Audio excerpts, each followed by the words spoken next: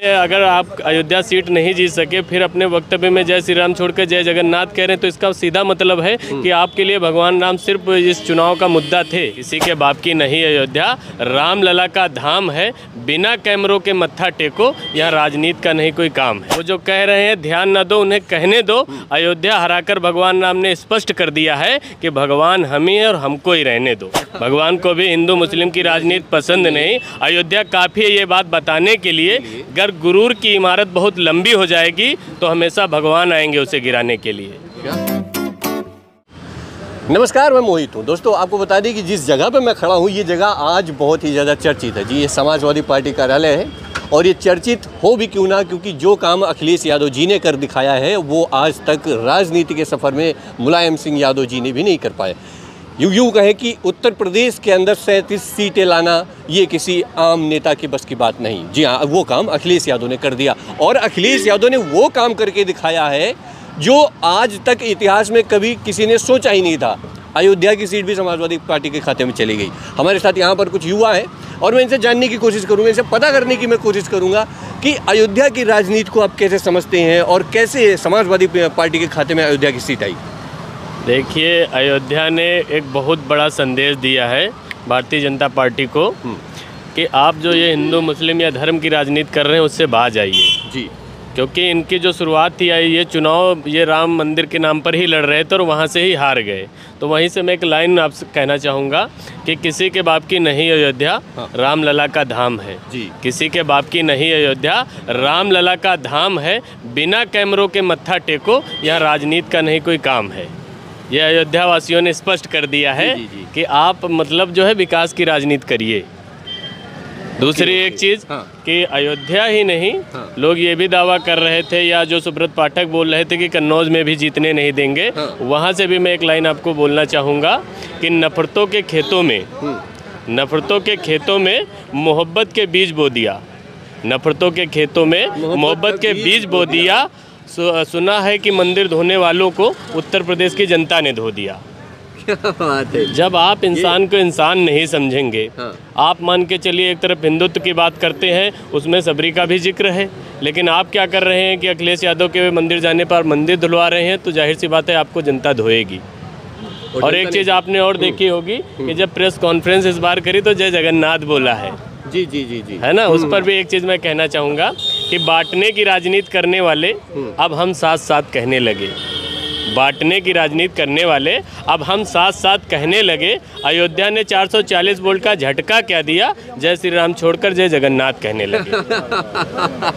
आप बताइए। तैयारी करके आए थे जी? बिल्कुल बिल्कुल, तैयारी मैं हमेशा करता हूं क्योंकि जिनके गलत जो भी मंसूबे हैं उनका मुंहतोड़ जवाब लिखता हूं। आज से ही नहीं, जब भी जितने भी पुराने इंसिडेंट गुजरे उस पर भी मैंने लिखा है। लेकिन एक चीज़ आप बताइए, आपने अगर आप अयोध्या सीट नहीं जीत सके फिर अपने वक्तव्य में जय श्री राम छोड़कर जय जगन्नाथ कह रहे हैं, तो इसका सीधा मतलब है कि आपके लिए भगवान राम सिर्फ इस चुनाव का मुद्दा थे।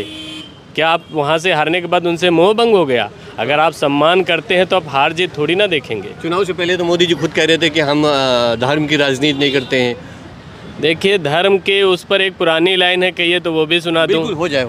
देखिए, उसमें एक उस समय जो उनके चेहरे पे दिख रहा था, जो इंटरव्यूज़ में, वहाँ से मैंने लिखा था कि उनके चेहरे पे मायूसी दिख रही है, चुनाव के नतीजे सताने लगे हैं।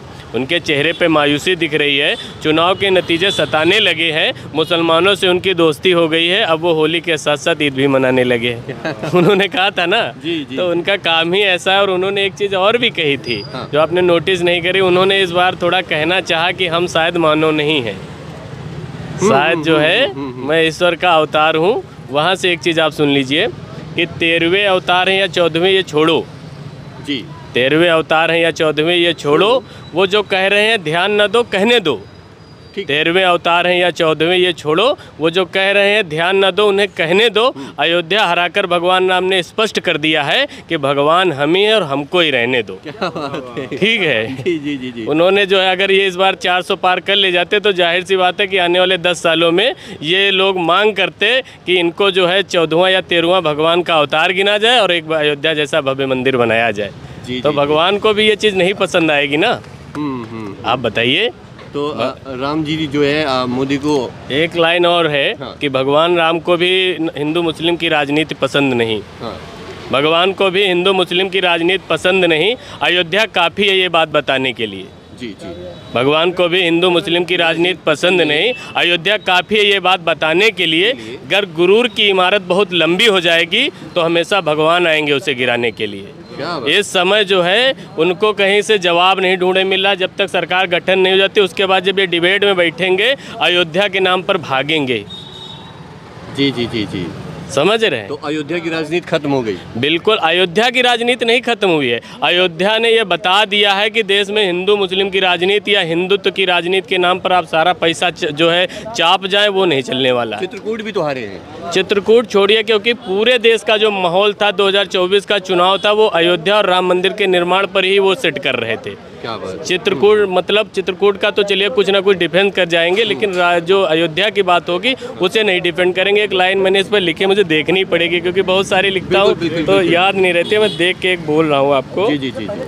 आई थिंक आर यू राइटर? मैं लिखता हूँ समाज के लिए। राइटर से कहीं ज़्यादा आप फाइटर कहिए, क्योंकि बहुत से जो लोग हैं लिखते हैं और उसको फिर बेचते हैं, वो नहीं मुझे पसंद है।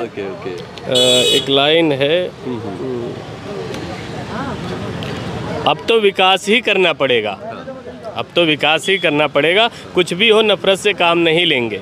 अब तो विकास ही करना पड़ेगा, कुछ भी हो नफरत से काम नहीं लेंगे। अयोध्या अब उन्हें कांटा की तरह छुपेगी, जय जगन्नाथ रट लेंगे लेकिन श्री राम का नाम नहीं लेंगे। क्या बात है। ये सच है कि भागेंगे जहाँ से भी। और आप देख रहे होंगे अभी कैसी कैसी उलूल जुलूल वीडियो आने लगी। जो भाजपा के लिए दिल रखते हैं वो कह रहे हैं अयोध्या वासी दोगले हैं, और वहाँ अगर आप जाइए तो सारा सामान खुद लेके जाइए, उनसे मत खरीदिए। अयोध्या जो है, अयोध्या ने ये बताया है कि गोदी मीडिया भव्यता दिखाती रही। गोदी मीडिया का काम ही था कि अगर मोदी जी का इशारा है तो ये बड़ा भव्य चौड़ीकरण हो रहा है, लेकिन दर्द ईवीएम में नहीं दिखाया है।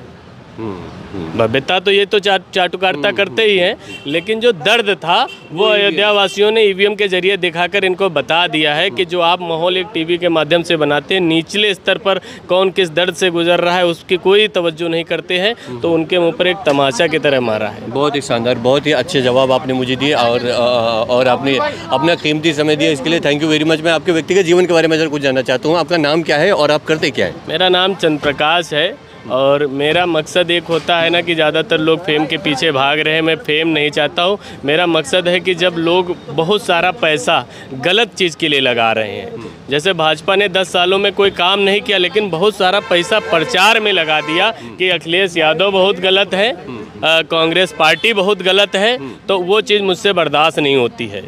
तो ये चाहे जब भी हो, जितने भी इंसिडेंट होते हैं मैं उस पर लिखता हूँ, और लिखने का मकसद सिर्फ ये होता है कि जब भी आपके जैसा कोई प्लेटफॉर्म मिले तो मैं इस देश को जागरूक करने का काम करता हूँ। बहुत अच्छा लगा, थैंक यू वेरी मच यार, थैंक यू।